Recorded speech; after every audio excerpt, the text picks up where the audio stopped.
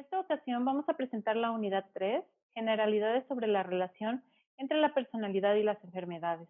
En este equipo participamos María Guadalupe del Rosario Cázares Oseguera y Alfredo Hernández Jiménez. En los temas que vamos a revisar está precariedad, pobreza y salud, y responsabilidad personal y colectiva en salud, y el tema de gobernanza en salud. Primero vamos a hablar de lo que es precariedad y trabajo. De acuerdo con la Real Academia Española, la precariedad viene de la palabra precario, que no posee los medios suficientes o recursos suficientes. La precariedad en el trabajo está relacionada con la falta de condiciones propicias para laborar. La Organización Mundial de la Salud establece que algunos de los riesgos de salud en el trabajo, incluidos el calor, el ruido, el polvo, los productos químicos peligrosos, entre otros, provocan enfermedades ocupacionales y pueden agravar otros problemas de salud. Las personas que trabajan bajo presión o en condiciones de empleo precarias son más propensas a fumar, realizar menos actividad física y tener una dieta poco saludable. Otro de los términos que se utilizan es el empleo precario.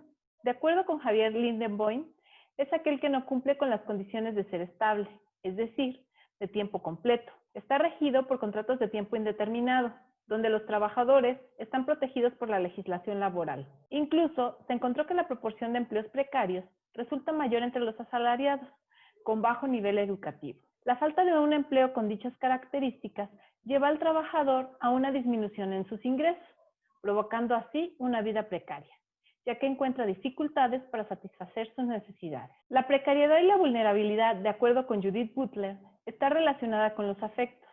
En el texto Vidas precarias, la autora hace referencia a Levinas y habla de cómo la precariedad que se puede ver en el rostro del otro podría producirnos la sensación de matar, cuando al mismo tiempo comunica la demanda de paz. En ese mismo texto se pregunta si más bien la vulnerabilidad del otro es la que lleva a la necesidad de matarlo, pero esto siempre nos lleva a una pregunta moral y de ética.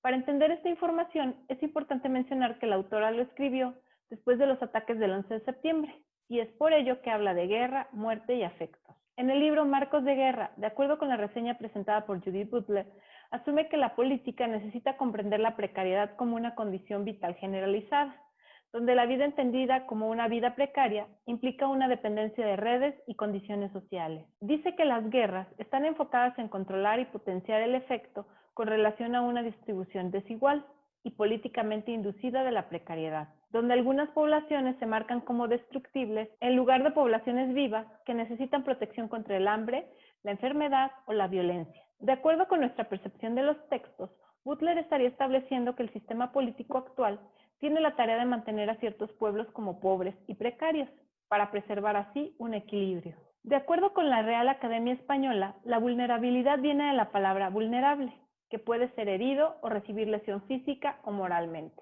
La vulnerabilidad en la salud es un concepto multidimensional y puede aplicarse como la desprotección de ciertos grupos poblacionales ante daños potenciales en la salud. Esto puede ser debido a la falta de recursos económicos, personales, sociales, familiares o institucionales. Dentro de los factores multidimensionales tenemos, por ejemplo, bajos ingresos, discriminación por género, desempleo o bajos niveles de escolaridad. También la vulnerabilidad puede afectar a grupos sociales o étnicos, por ejemplo, por su edad, a grupos indígenas o a grupos de migrantes. También puede ser debido a la condición dinámica o contextual. Puede ser temporal por algún fenómeno natural o por el lugar donde se habita. La vulnerabilidad en salud en México es un reflejo de la desigualdad económica que se vive. ¿Qué es la pobreza y cómo se relaciona con la salud? Se puede afirmar que la desigualdad en las condiciones y calidad de vida de los seres humanos marcan la diferencia en la manera de enfermar, padecer, vivir y morir.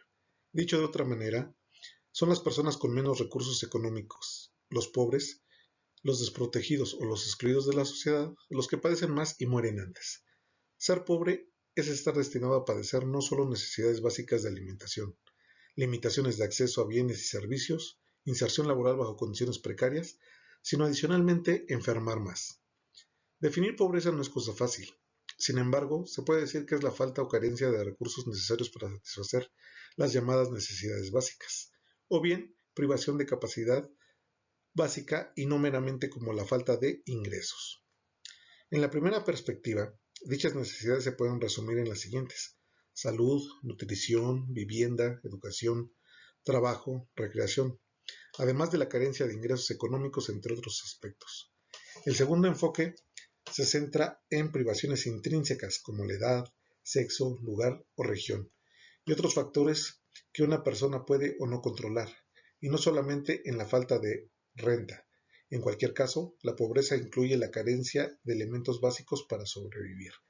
Como podemos ver en primera instancia, el carecer de ciertos ingresos o de ciertos recursos está íntimamente ligado con la falta de salud. ¿Y qué es lo que pasa? Que generalmente las personas con menos recursos, los más desprotegidos, son los que padecen generalmente situaciones adversas. En esta gráfica que aparece a continuación, podemos observar la proporción de pobreza a nivel mundial. En la parte amarilla podemos ver todos los países que se encuentran en el África al sur del Sahara, en Etiopía, en el Congo, en Nigeria. Otros países ampliamente afectados son las regiones en Asia, como lo son la India y Bangladesh. Aquí en color naranja podemos apreciar que también está el Asia Oriental y la del Pacífico. Y por último podemos observar en color verde también se marca la parte de América Latina y el Caribe. Como podemos observar, la mayor parte de países del mundo, y son pocos los países en los cuales existe un menor nivel de pobreza, como son los países de Europa y los países de América del Norte. La pobreza y la mala salud están interrelacionadas. Los países pobres tienden a presentar peores resultados sanitarios que los más pudientes. Y dentro de cada país, las personas pobres tienen más problemas de salud que las acomodadas. La asociación entre la pobreza y la mala salud refleja una relación de causalidad bidireccional. La enfermedad o la fecundidad excesivamente alta puede tener un considerable efecto en los ingresos familiares y marcar incluso la diferencia entre estar por encima o por debajo de la línea de pobreza. Además, la mala salud se asocia frecuentemente a considerables costos de atención sanitaria, pero la pobreza y los bajos ingresos también son causa de mala salud. Los países pobres y las personas pobres sufren múltiples privaciones que se expresan en altos niveles de mala salud. De este modo, las personas pobres se ven atrapadas en un círculo vicioso. Pobreza engendra mala salud y la mala salud mantiene la pobreza. Generalmente las personas con menos ingresos son las que padecen más las cuestiones ligadas a la salud. A continuación lo vemos de una manera esquemática, en donde se observan en primera instancia del lado izquierdo las características de los pobres y que generalmente hacen una utilización insuficiente de los servicios, de las prácticas sanitarias dietéticas no saludables. Estas generalmente son causadas porque no tienen ingresos, no tienen conocimientos, la ignorancia, la pobreza de normas sociales comunitarias, la debilidad de las instituciones, un mal ambiente, hay una mala prestación de la asistencia sanitaria, es inaccesible, es irrelevante y de mala calidad, hay una exclusión de los sistemas de financiación de la salud, entre otras cosas. ¿Qué es lo que genera? Como ya lo mencionamos previamente, mala salud, malnutrición, gran fecundidad. Y obviamente esto se vuelve un círculo vicioso. Con estos problemas pues viene la pérdida de salarios, costos en la atención sanitaria y las personas se vuelven más vulnerables a enfermedades catastróficas. La salud es un proceso complejo y representado por una interdependencia entre factores individuales y sociales y que por tanto los procesos de salud y enfermedad no dependen exclusivamente de las personas, sino de las interacciones entre la persona y su entorno. Esto favorece la aparición de enfermedades y dificulta o facilita que la persona enferma reciba tratamientos adecuados, controle su enfermedad y se recupere. Personas con más recursos y mejores condiciones de vida tienen menos posibilidades de enfermarse. Y, en contraste, personas con menos recursos y peores condiciones de vida tienen más probabilidades de enfermarse.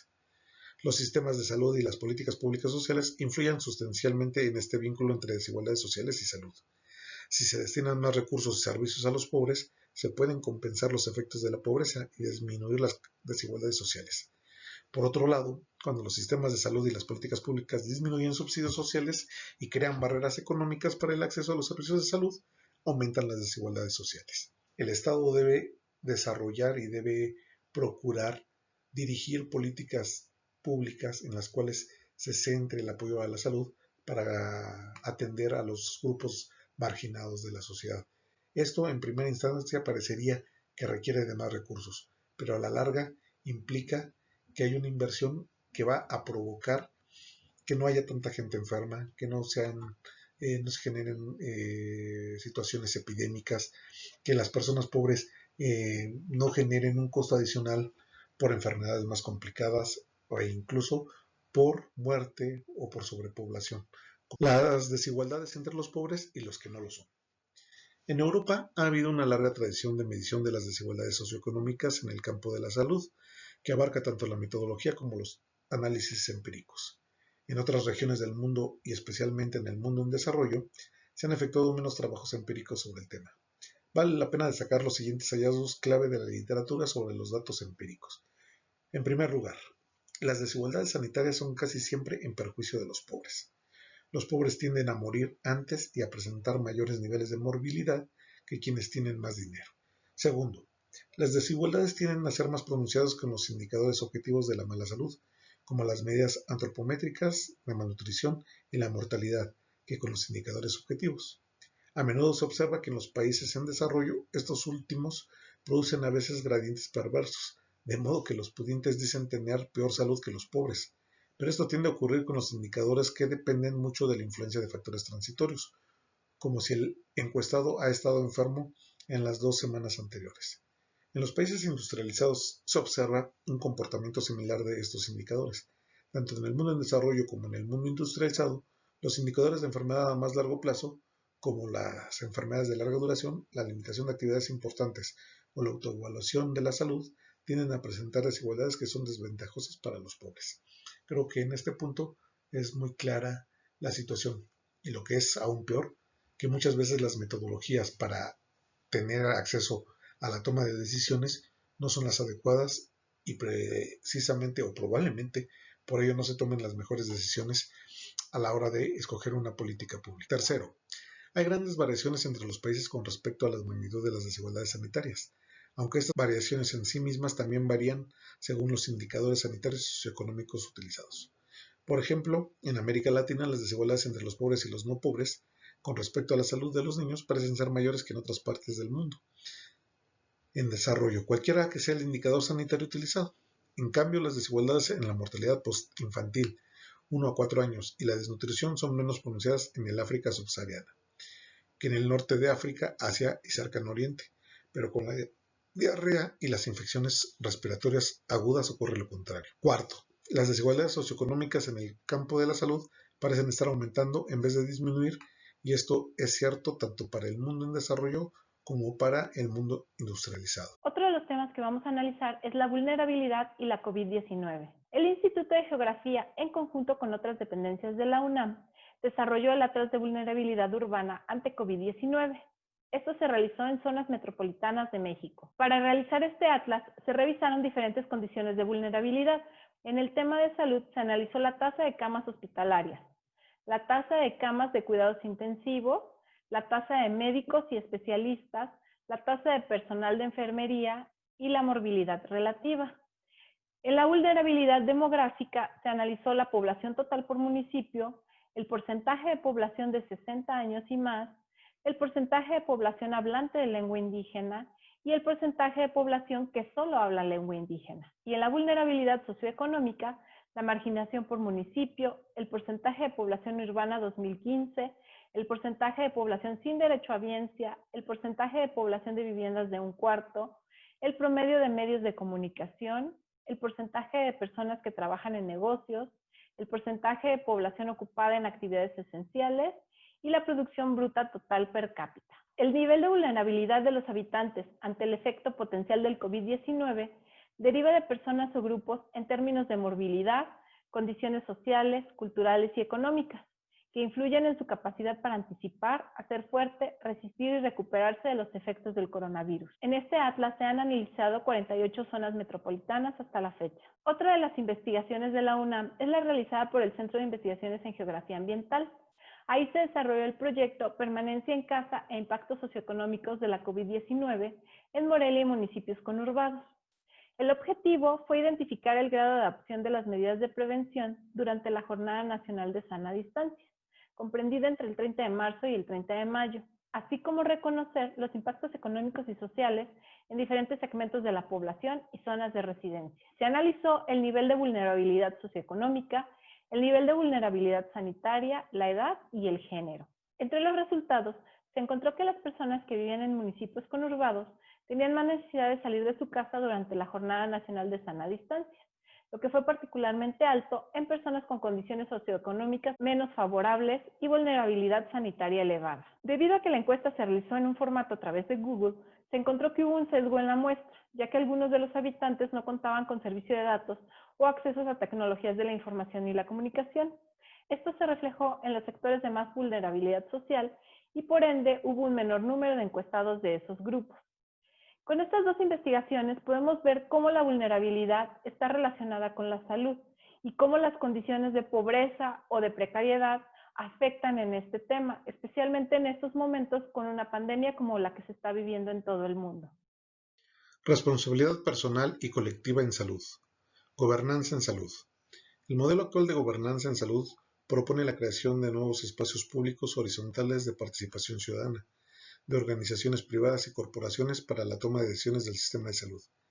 En este contexto, se ha sugerido desde una visión crítica una teoría de diálogo colaborativa, como estrategia deliberativa de gobernanza para la creación de soluciones públicas, que exige condiciones para el diálogo auténtico, inclusividad, que incluye a todos los afectados, diversidad, representación de diversidad de intereses, interdependencia, cada uno de ellos gana y ofrece algo con la cooperación.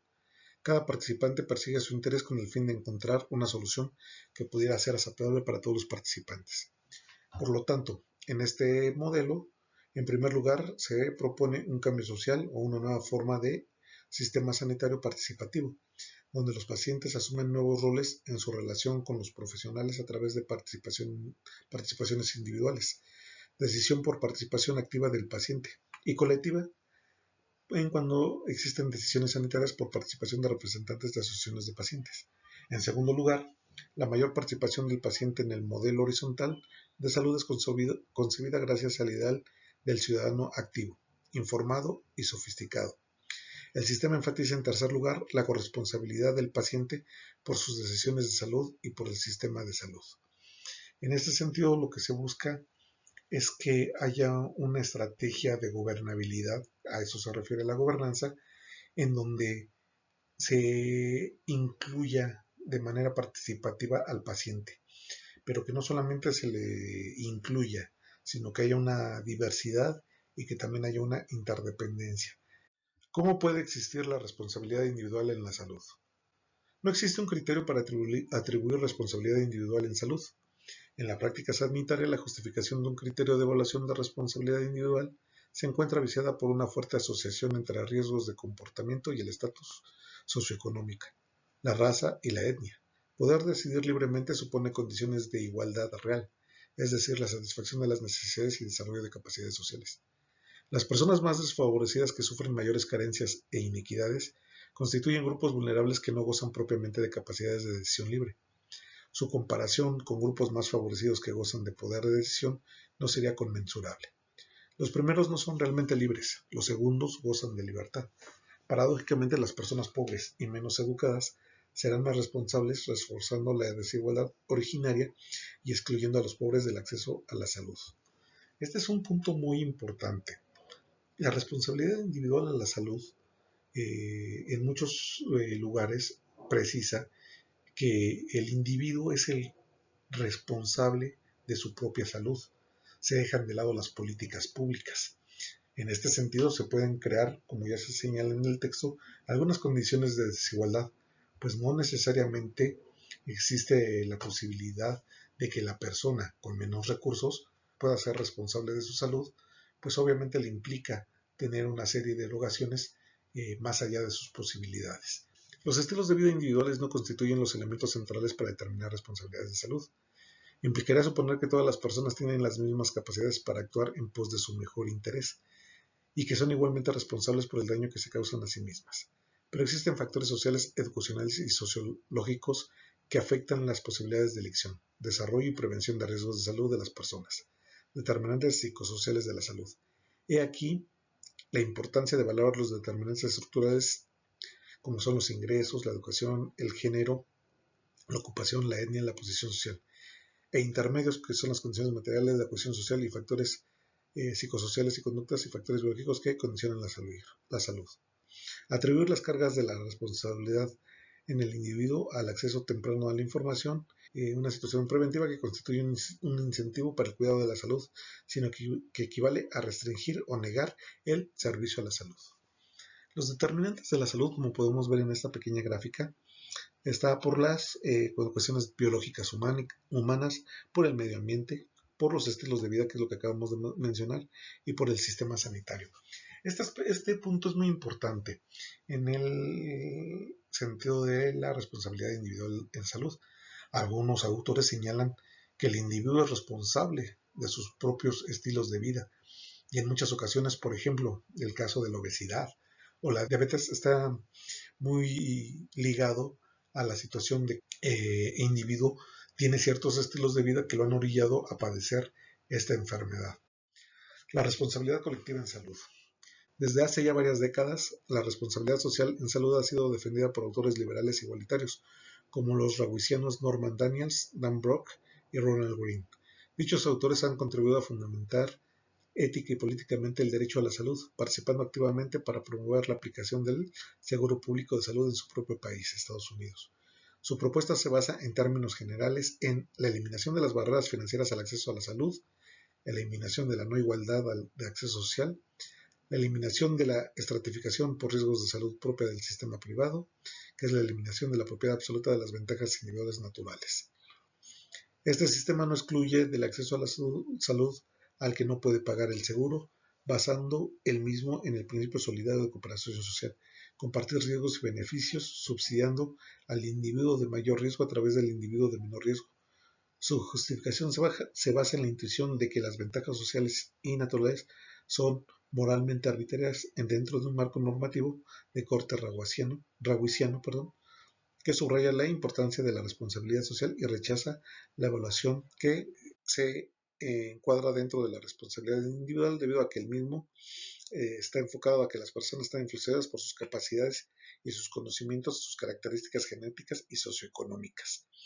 Como ya lo hemos señalado, es un aspecto muy importante la parte de la responsabilidad individual, pues existen una serie de elementos dentro del individuo que obviamente puede controlar, como son los estilos de vida, pero hay otros elementos que no están ligados necesariamente a él, como son la biología humana, el medio ambiente.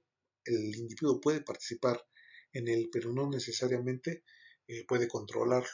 Y finalmente el sistema sanitario, que obviamente es la parte primordial para la responsabilidad colectiva en salud. Para este trabajo, también buscamos algunas de las acciones que está haciendo la UNAM para atender el problema de salud pública que ahorita se tiene en México, relacionado con la COVID-19. Dentro de los llamamientos que ha realizado la Organización para la Cooperación y el Desarrollo Económicos, OCDE, está el realizado este 2020, donde se establece que la atención para combatir los efectos adversos ante el coronavirus se deben establecer acciones coordinadas en 4 áreas: responder al desafío de salud, reforzar la economía, combinar esfuerzos para la regulación y la supervisión financiera y restablecer la confianza. Bajo el tenor del desafío de la salud y como una forma de adquirir responsabilidad social en torno al problema de la COVID-19, la Universidad Nacional Autónoma de México ha establecido diferentes estrategias que le permiten trabajar por el bien de la sociedad. Aquí se presentan solo algunos ejemplos. Se realizó una página web que es para la detección de riesgos en la salud mental.